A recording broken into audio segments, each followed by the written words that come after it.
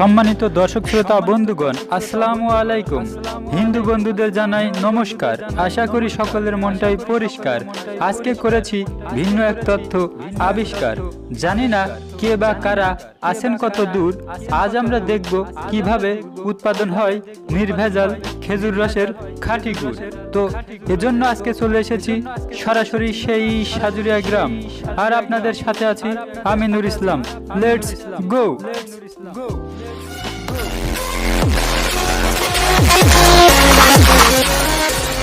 রাজবাড়ী জেলা, পাংশা উপজেলা, কলিমোহর ইউনিয়ন ২ নং ওয়ার্ড, সাজুরিয়া গ্রামের বাসিন্দা সাবেক মেম্বার সবুর মণ্ডলের কথাই বলছি।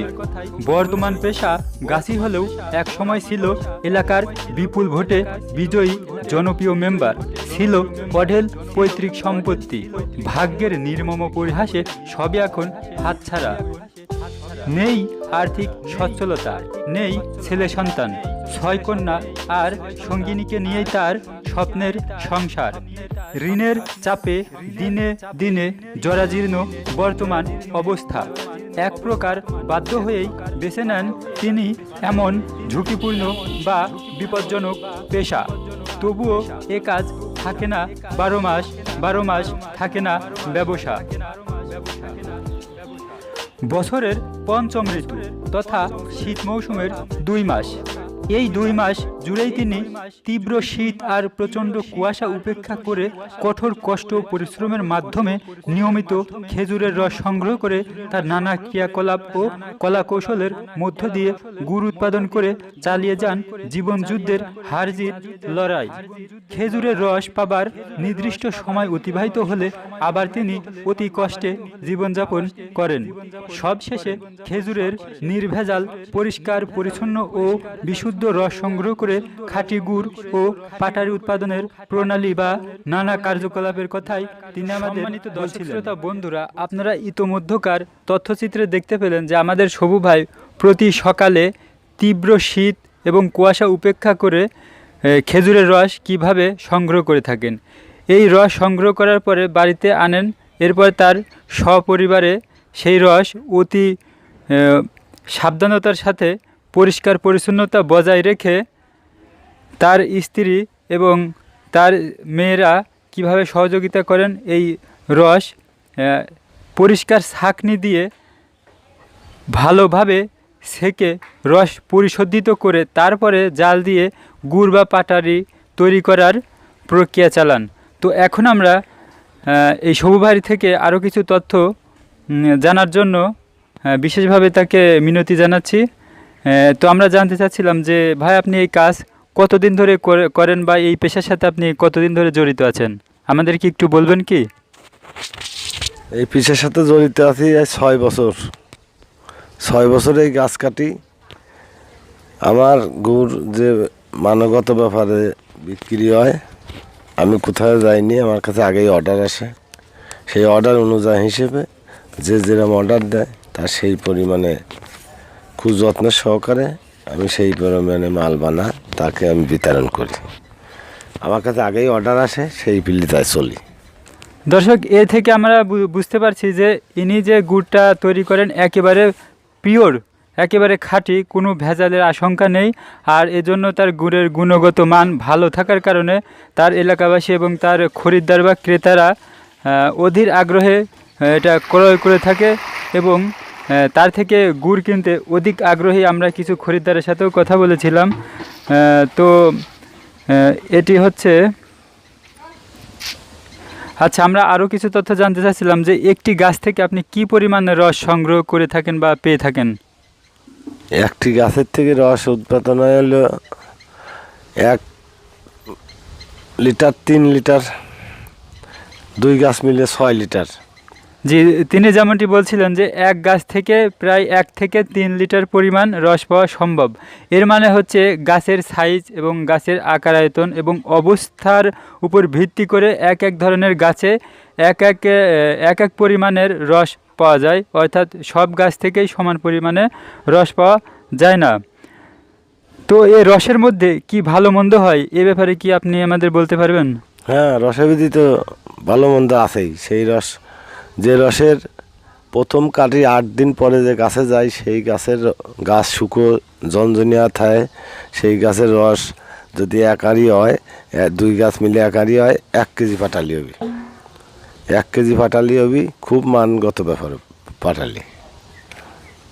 অর্থাৎ 2 থেকে 3টি গাছ একত্র করে নিয়ে সব মিলে 2 থেকে 3 গাছের রস জাল দিয়ে 1 কেজি পাটালি উৎপাদন করা সম্ভব হয়।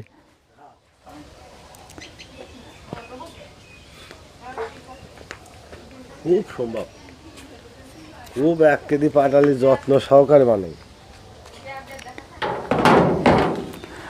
আচ্ছা, আমি না আর অল্প একটু। আচ্ছা, তো এতক্ষণ সময় দেওয়ার জন্য আপনাকে অসংখ্য ধন্যবাদ। আমরা জানতে চাচ্ছিলাম যে আপনি গাছ থেকে কিভাবে রস বের করেন এবং কি প্রক্রিয়ার মাধ্যমে এই গুড় উৎপাদন করে থাকেন, সেই ব্যাপারে যদি আমাদের একটু বিস্তারিত বলতেন।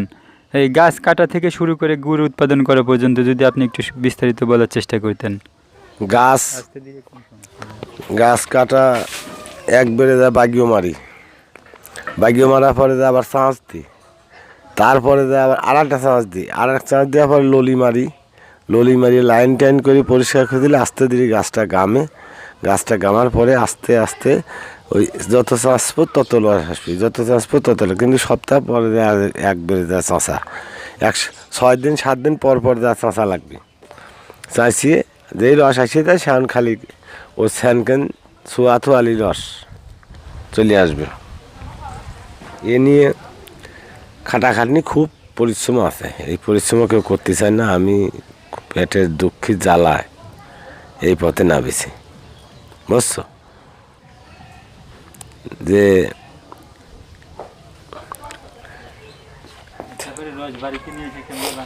রস যখন বাড়ি নিয়ে চলে আসি, বেরেল বড়ি নিয়ে নিয়ে আসার পরে সব মিলিয়ে সেই সব বেরেলের আবার তাফালে পাত দিয়ে সে হেঁটে ডক করে দিয়ে টুক করে জাল ধরি, তাতে রস করতে 3 ঘন্টা 3.5 ঘন্টা রস আমার এই 8 আনি 9 আনি রস জ্বালাতে সময় লাগে। অর্থাৎ তিনি যেমনটা বলছিলেন যে এই রস তাপালে বা জ্বালার উপরে দিয়ে অনেক কাঠখড় পুড়িয়ে তারপরে এই রসটাকে ঘন করে নিয়ে মোটামুটি গুড়ের মতো একটা ফ্লেভার চলে আসে, তখন তিনি হ্যাঁ। আচ্ছা, এই যে ভেজাল মুক্ত দেশে, মানে আমাদের দেশে তো সব কিছুতেই ভেজাল, আমাদের দেশটা ভেজালে ছেয়ে গেছে। তো এই ভেজাল মুক্ত দেশে আপনি যে এত কষ্ট করে এত পরিশ্রম করে এই যে মানুষের বিশ্বস্ততার সাথে এই যে মানুষকে হচ্ছে ভেজাল মুক্ত একেবারে পিওর খাঁটি গুড় বা রস দিয়ে থাকেন, এই ব্যাপারে আপনার কেমন লাগে? এই যে একটা সৎ কাজ করে আপনার অনুভূতিটা কীরকম, সেটা যদি আমাদের বলতেন। আমি যার দিই সে লোক যদি খায় আসো প্রশংসা করে, আমার মালটা যদি ভালো হয় ওইটাই আমার নাম।